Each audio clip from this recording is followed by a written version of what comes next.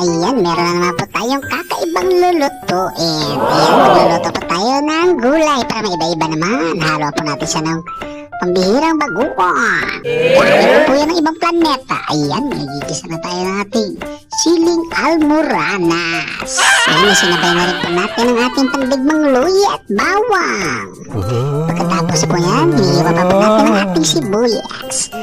Ayan, nilalagyan na po natin ang sibuyas ng bombay na hindi naliligo. Ayan, ating imikos-meko. Ayan, ilalagyan na po natin ang ating pandigmang bagong. Galing pa po yan sa kailaliman ng mundo. Gagawa po muna tayo ng pandigmang sausawan. Ayan, ang tawag po dito ay bagoong ng mga gwapo. Dude, crap! Ay, grabe kung matikman nyo. Napakasarap nito. Nakakalimutan niyo ang pangalan nyo. Ang lasa po nito ay lasang dagat. Tamis ang hangat alat, tamang-tama sa usawa ng gulay at isda. Yeah! Ayan, grabe, napakabango. Ayan, napakalapot niya na. Pwede na. Luto na po siya. What? Ayan, lulutuin na po natin ang ating gulay. Gulay pampahaba ng buhay. Ayan. Ayan, pagkatapos po natin gisahin, inilagay na po natin ang ating kalabasa pampalino ng mata. Ayan. Kahit sa bundok patagos ang paningin mo dahil sa sobrang linaw. Napakasustansya po nito, pampahaba ng ating buhay. Ayan, inilagay na po natin ang ating tubo. Yan, nilagyan na rin po natin ng sabaw. Galing po ilog Pasig. Alam niyo po ba itong tubo na to ay may mga buto? Ayan, grabe kang pambihira po itong tubo. Galing pa po ito sa kailaliman ng mundo.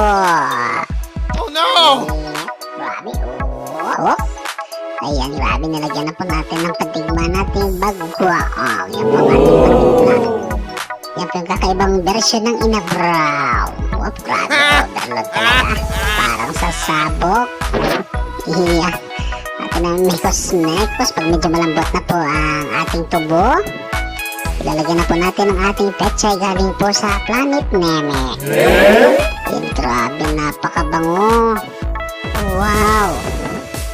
Sigurado, ubos na naman ang bahaw. Iyan, nilalagyan na po natin ang ating pechay. Alam niyo po ba, itong pechay na to ay grabe, kakaiba ang lasa kasi galing po ito sa ibang planeta. Para raw itong kamatis pampakinis ng kutis. Ayan, pagkalipas ng 3 taon sa wakas, luto na. Ayan, grabe, mauubos talaga namin ang isang kalderong bahaw. Oops. Ay, sobrang sarap, grabe. Munti ko na makalimutan ang pangalan ko. Whoop. Ayan na natin ang ating lamesa. Wow. Ayan, nagugutom na kami ni Uncle Sammy. Babanatan na namin to. Ayan na po yung niluto natin kanina, ang pandigmang bagoong. Ayan, grabe, nagre-reklamo siya, napakaanghang daw. Hindi naman. Ang almoranas kasi ang siling ginamit natin.